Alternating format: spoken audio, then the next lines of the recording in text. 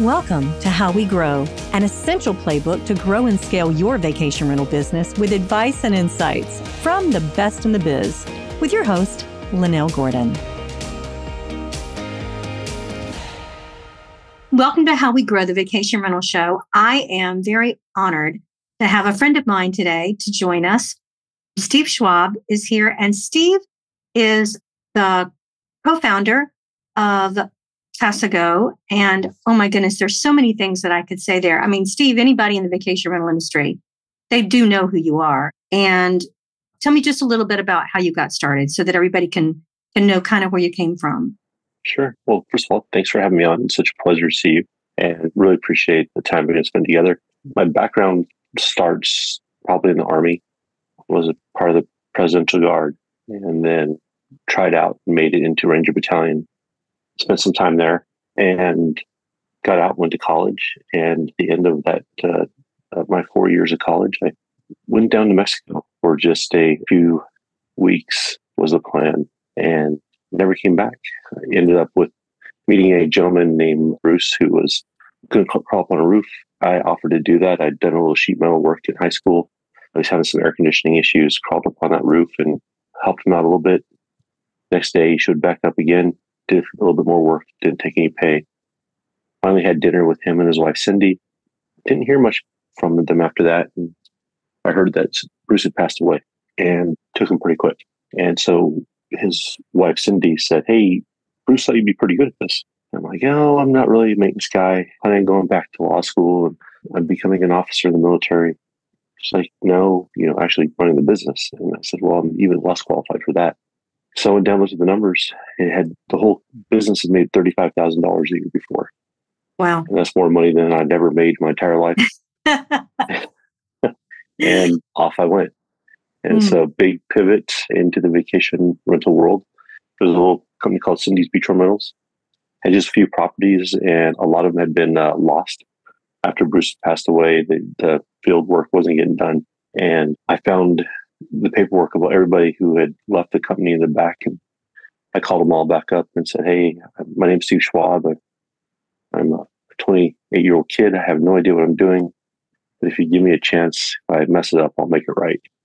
And almost all of them came back. And that first season was first season in vacation rentals. We only took cash. And suddenly I'm in Mexico with tens of thousands of dollars of cash buried in the walls of my little tiny apartment. Wow. I had to figure out how to drive it back across the border and pay my homeowners. So that's kind of how it all happened. So you founded Casago. This is the beginnings, what you were talking about. But you guys have like over 40 cities that you're in internationally, right? You have like over 4,000 vacation rentals. You may have more right now. I mean, I have old information for that. You've moved into a franchise model, but there are other businesses that you're involved in and that you've been involved in that are growing, that are everything you put your hand to has seemed to really grow very well. I don't know how much of that you're interested in bringing out. I know that your team was recently named as among the top 250 companies at the forefront of the short-term rental industry. And you really are changing the way that things are done. I tell this story about Steve. When I'm telling people what I do in the industry, some of the things I do is there are people such as this in our industry. I told this to a guy in the hills of Italy. He is a manager, very smart manager. And I said, but the thing that friends of mine have done in the industry that is so impressive is they've created culture to the point that their employees are buried in their uniforms. And that's Casago. I didn't tell him who it was. But I mean, that says a lot for your care of the people around you. So this whole podcast is focused on helping other property managers to grow. What advice would you give to property managers who are looking to grow their business? Yeah, gosh, there's so much, but I think that focusing on other things besides the growth are the seeds that are planted to be able to grow in a healthy way. Making sure that you're providing a quality service to your homeowners and a quality product to your guests, which means you have to be in partnership with your homeowner to make sure that that home is a fantastic product and to the quality you want.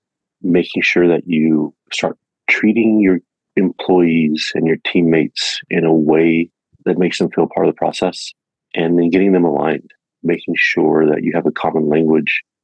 You have the type of social norms in which you can be intentional with.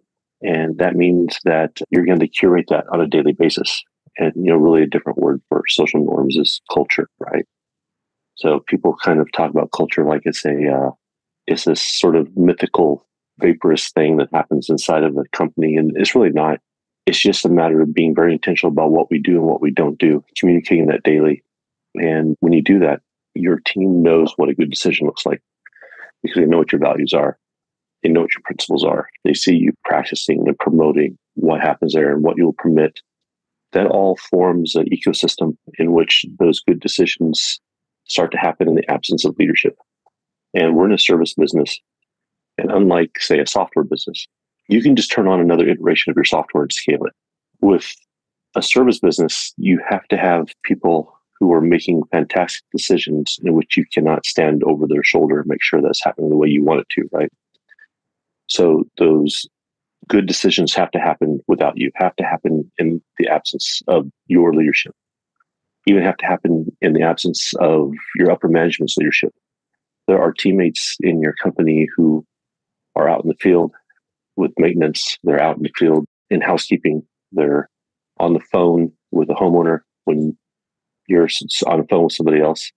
They have to understand how are they going to make fantastic decisions without you. And when you can scale those good decisions, you start to build trust because now you can start to trust this team to operate without you. And once you get that trust going and the scale of good decisions, you start to get empowerment.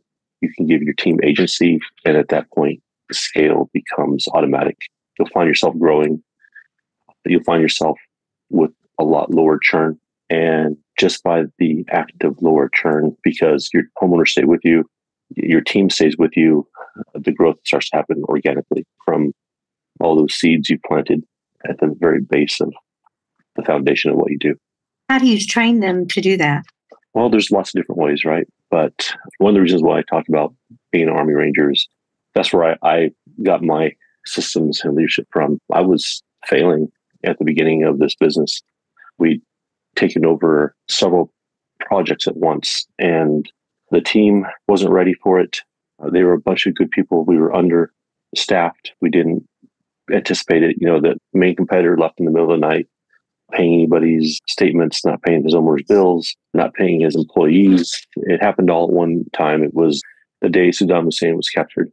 So suddenly we have more inventory than we can manage. It was kind of an emergency situation. We were hiring on people that I couldn't speak into, and bad decisions were being made, and we were failing. I mean, it was really disheartening. And up to that point, we were kind of the hometown kids with doing all the good stuff with a small team who I could curate decisions with and have good conversations with. And the extent of my leadership had really just been small teams. And I remember it was a mess. The company was a mess.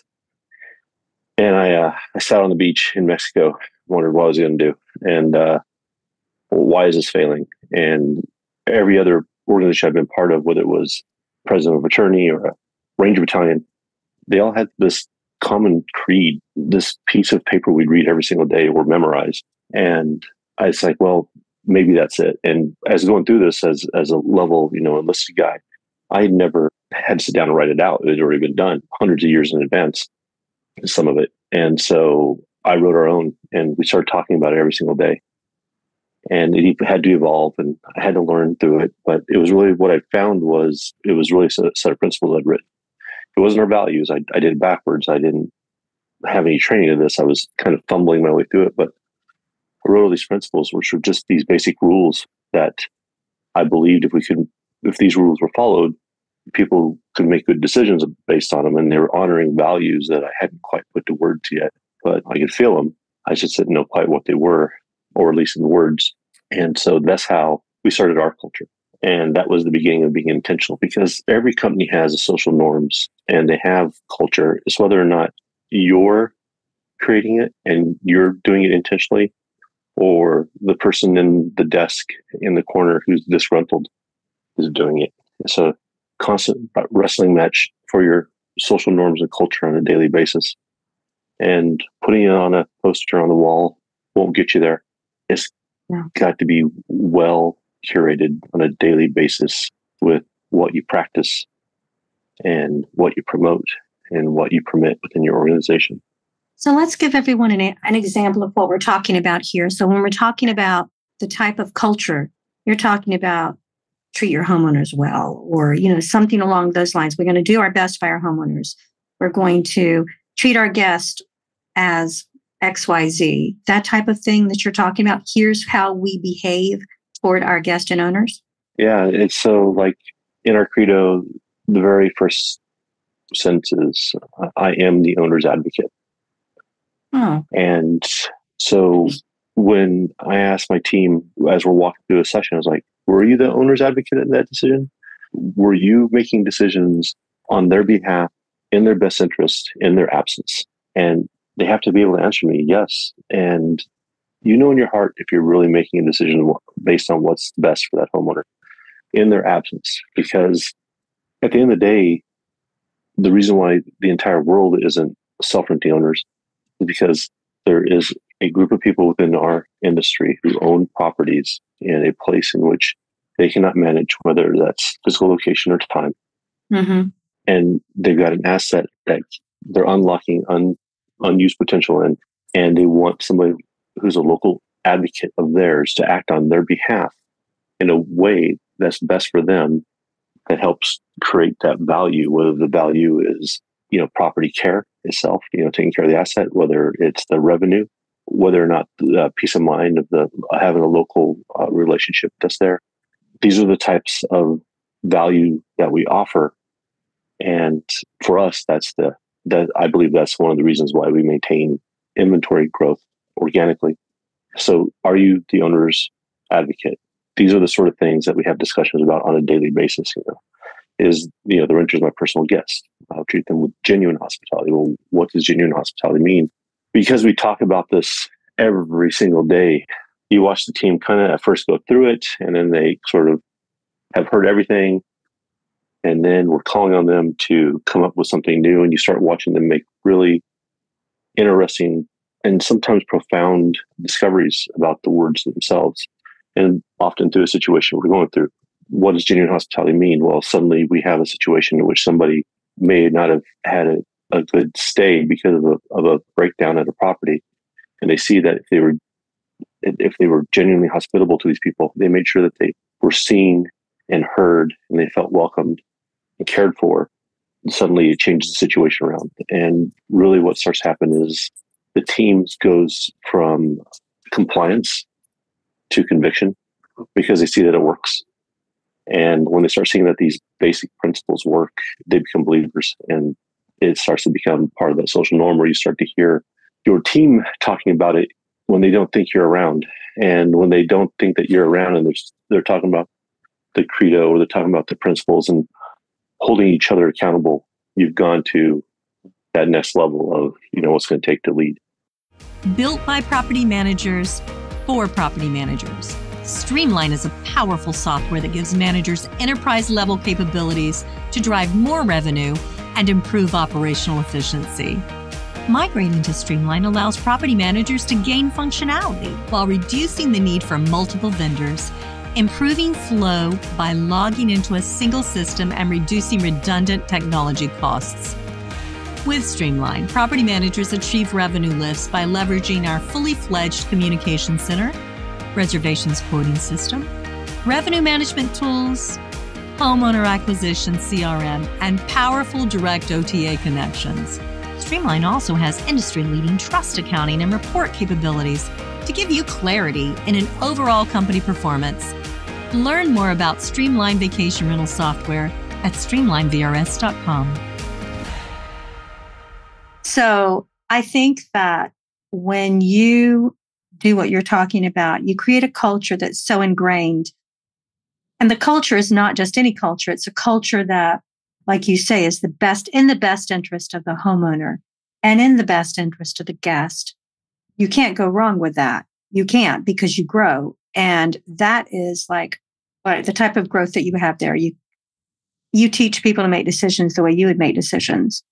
So one of the other major components of your growth when you're doing it that way, Steve, is the ability to allow other people to make decisions when you're not around. And tell me a little bit about that, because I know that in business, a lot of us like our employees, we've hired them, but how do you have that confidence to walk away and say, okay, I know they're going to make the same decision that I would make, or at least one that has a healthy respect for the culture that we've created? I was the only dad at the playground running around behind my kid, trying to make sure he wasn't going to hit his head on anything as he was bobbling around. And my dad said, you're going to have to let that kid fall off a curb so he doesn't fall off the cliffs. I thought it was pretty profound. And it translates to our teammates too, right? Giving them small tasks, helping them grow, allowing the company to be imperfect, allowing small mistakes to happen to learn from is the only way you're going to be able to trust them to not fall off the cliffs, right? So your team is going to make mistakes and you build with them over time. You don't just bring somebody brand new right out of high school and give them an entire resort to run. They're not ready. It's you bring them into the culture. You put them into the front lines. You let them get the experience. You let them watch the decisions that are being made. You have the discussions with them every single day. You introduce them to a team that has these social norms, and you start giving them tasks and you start giving them their own missions and you start letting them make decisions. And honestly, some people will never get it. Some people just aren't there. You can coach them towards the goal lines and they're just going to consistently run off the sidelines. And that's okay. That means they're not part of that culture. And part of your culture is also being an immune system. It's making sure that people that are aligned with you have a place, and the people who don't have, aren't aligned with you can find a place that they belong, and it may not be with you. So small steps into trust and agency as your teammates grow and progress. And as we grow and as there's opportunities, I always be very clear that we will bring you along to the level in which you are prepared to lead. So if we're growing into a bigger organization and you're not preparing yourself to grow into a position that's a larger organization or more responsibility, I can only bring you as far as you'll prepare yourself to climb. And that's pretty important to say early. Yeah. That self-development and self-responsibility is going to be a part of your career, not just based on time. I love to promote from within. We try to make sure that the team grows, organically. However, if some people aren't ready for the next level and the company has grown, I can't promote them into failure. Right. No. So it's important. Yeah. So that's a big part of what we do. So tell me your favorite owner or guest story. I know I always default to homeowners, which is just part of my mindset. But I have this homeowner who's been with us for 22 years now. So I've seen his children grow up into adults of their own, been to one of the weddings, watched him become a grandfather, and met the whole family, been over for holidays. But it started with a really bad situation. And we didn't get along at first, and we were struggling, and we'd made some mistakes. The team hadn't handled it well. I was responsible. He made sure to let me know. He's a very straightforward man. And I was pretty young, and we were really struggling with this. And I think he was I know he was planning on leaving the company early, and we sat down to meet. And as we got to know each other, and I just was honest about, we messed up. I am sorry. I understand if you want to leave, but if you won't leave, here's the things I will do. I will make sure it's fixed. I'm going to make it right. And trust happened. And suddenly he got to know me and know that what we meant was the very best for him, even if the execution was flawed. And he found that he could trust us, and he found that we were honoring our word. And if we made a mistake, he could call us and have a conversation. And I took a personal deep interest in him and making sure he was okay. And this kind of went back and forth. But because of us failing in the beginning, it gave me the opportunity to build a relationship with them that I wouldn't have had if we wouldn't have failed. And there's something called the service recovery paradox. Tell me. Yeah. So the service recovery paradox is where the company hadn't failed in the first place. You'd have never had the chance to have a rebuilding relationship that actually creates a better relationship than if the failure had never happened at all. So often we have a lot of people go through our business and that reservation cycle. I see the reservation cycle kind of in a circle. The perfect circle, everything goes absolutely flawlessly, and then you go to rebook them. And this happens over and over and over. And sometimes that circle just gets off track and suddenly it's squiggly and it's all this kind of becomes this big mess. And at those moments, we have the chance to build relationships that we would never get to be able to build in a perfect environment. So that's the service recovery paradox. And we talk a lot about that. So it's important to be able to recover from that. I think that's one of my favorite examples of a lot of the multi-decade homeowners that we have is when things have gone wrong. Mm-hmm. That was the chance to show them who we really are. It's not just a business. You get to have honest conversations and trust building. And so I think that's one of my favorites. The other favorite may be a woman named Sally who was in Mexico, and she had family and friends and neighbors there. And she got into a fender bender with a local from Puerto Penasco. Mm-hmm. And the police show up. She's surrounded, not in a bad way, but she's got 4 or 5 police cars there. Not in a trouble way. Yeah, I know. I can be careful with my words in Mexico. Get myself in trouble. She's just in this situation where she doesn't speak the language. Oh yeah. She's surrounded. It's confusing, and she called us to come. Oh my goodness. And I always think about that a lot. Like when I get pulled over by the police, I don't think about calling my vacation rental property manager. I think about I need to call a lawyer or I need to call, I don't know, somebody, but not us. And so she called us. And I remember Carmen, who's been with us since the very beginning, she looked at me and she goes, Sally and Stan have been in a car wreck. They're not hurt, but they need our help. And, let's go.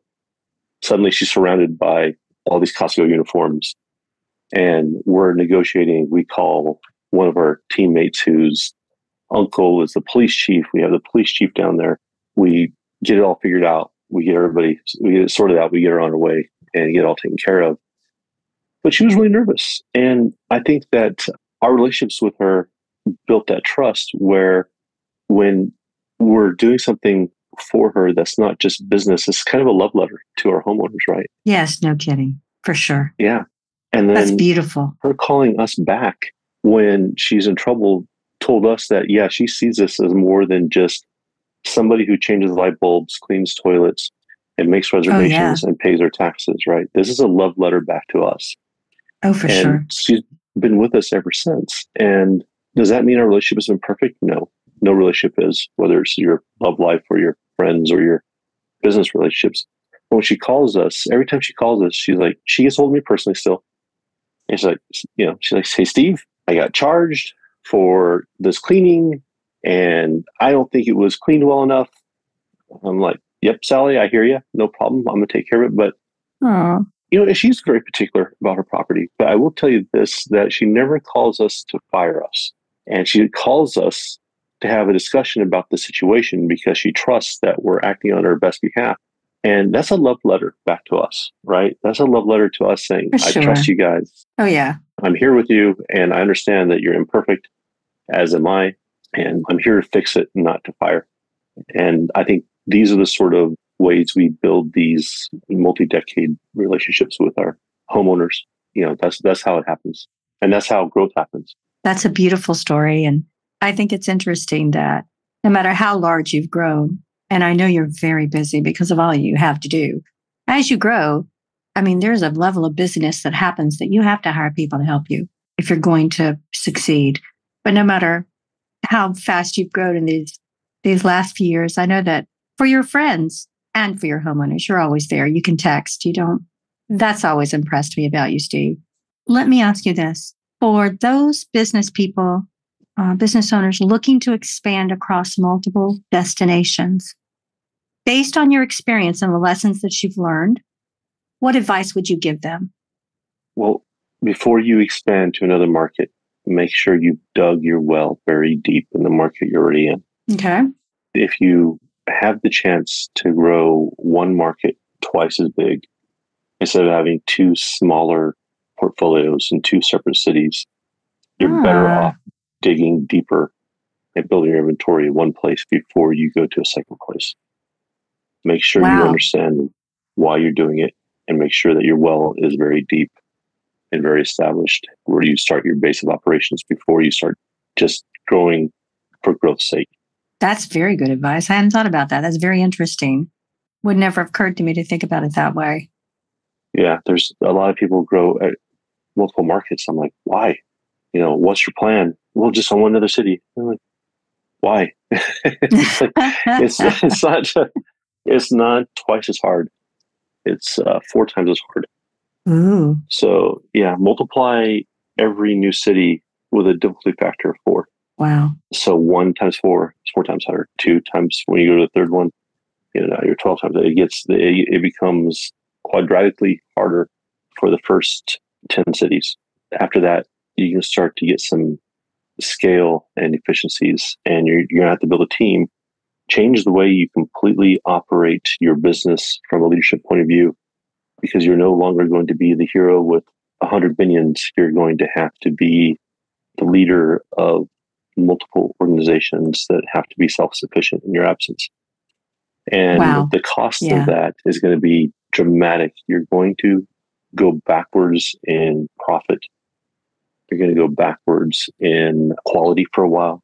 You're going to go backwards in efficiencies, as opposed to having one city with 500 properties. Having 5 cities with 100 properties is much less profitable, because you're duplicating on-the-ground resources.